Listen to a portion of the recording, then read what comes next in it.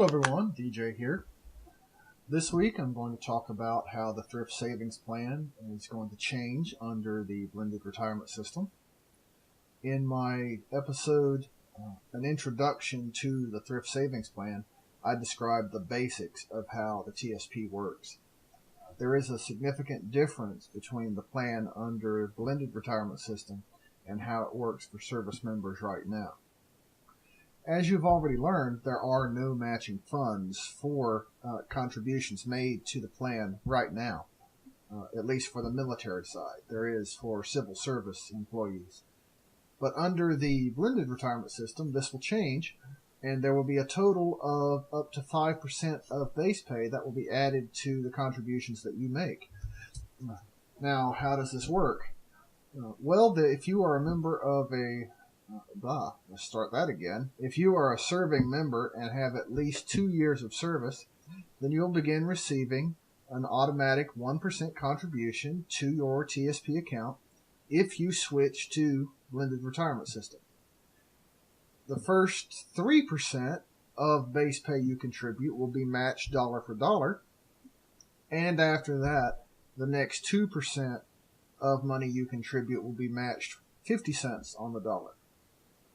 When you add up all the strange numbers, this means that at the end of the day, if you contribute 5% of your money, it will be matched 100%, and you have a nice 100% return on your investment immediately. For a visual representation of what I've just described, please see the blended retirement system infographic that I've posted in the description. There is an active and reserve component version of this graphic, so please take a look at that. The 1% contribution will be... Well, I just messed that up. You'd think I'd go by my script a little better. All right. The 1% contribution will be immediately available for service members who switch to BRS. That means you won't have to wait the normal 60 days that it would be for new members. The matching funds will begin as soon as you reach 2 years of service. And if you already have that, you're good to go.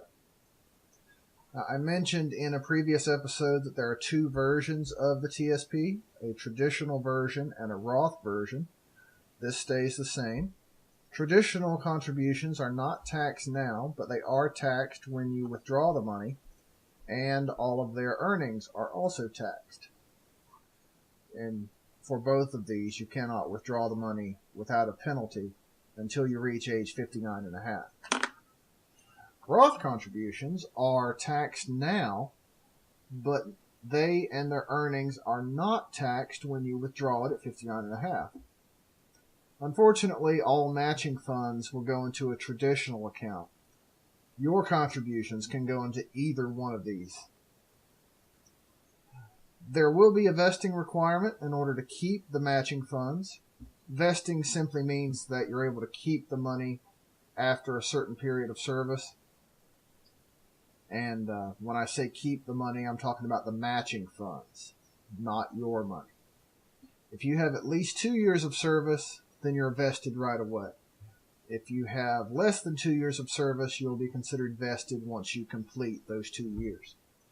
And if you do leave the service with less than 2 years service, then the matching funds that you lose are the 1% automatic contribution. Any money you receive for matching based on your contributions, you can keep as well.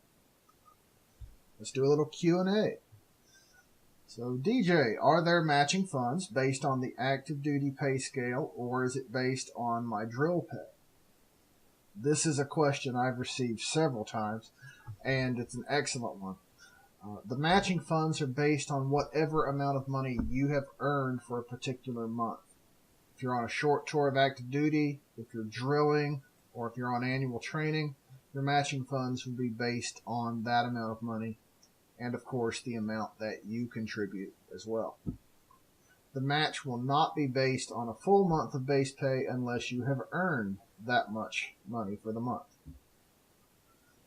Are matching funds also added if I contribute bonuses or incentive pay to the thrift savings plan? Another excellent question.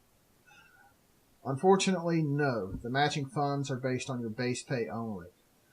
Don't let this prevent you from contributing, though, because contributing money from your bonuses or other incentive pay is a great way to spike your investment and have the ability to earn more in the future. Next question.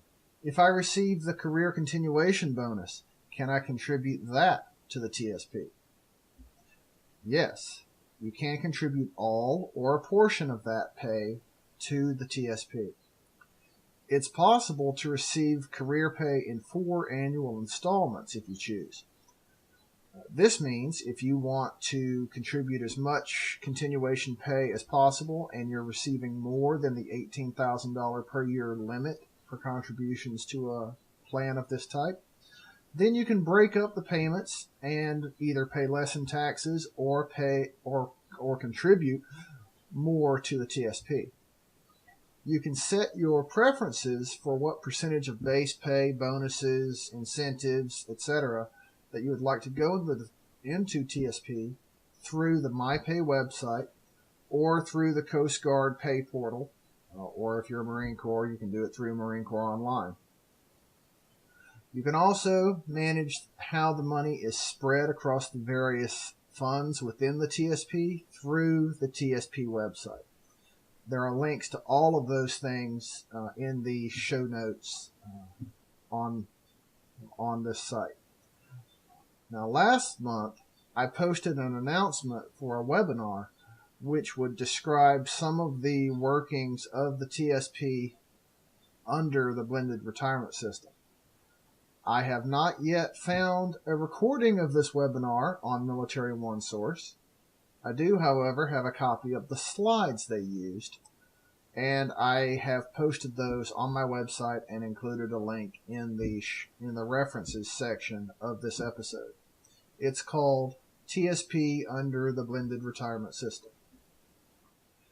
Next week, I'm going to talk about some of the other effects of the blended retirement system, getting into some of the lesser known aspects of the plan.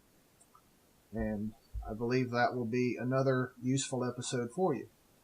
Thanks for joining me today, and as always, thank you for your service. If you liked what you heard on today's episode, then please go below and give it a thumbs up, and be sure to subscribe to this channel. Also, please let other people know about this channel and the information it can provide for them. If you have questions or comments, then have no qualms about posting them in the comments section below. Please remember the RC Retirement YouTube channel and the RC Retirement website are not recognized or endorsed by the Department of Defense, the Department of Veterans Affairs, or any other government agency. The information presented in these resources are for entertainment and informational purposes only. Also, the content of either of these resources should not be considered financial or legal advice. Please consult with your own legal counsel, accountant, and financial planner before making any decisions based on what you have learned here. As always, thank you for watching the RC Retirement YouTube channel.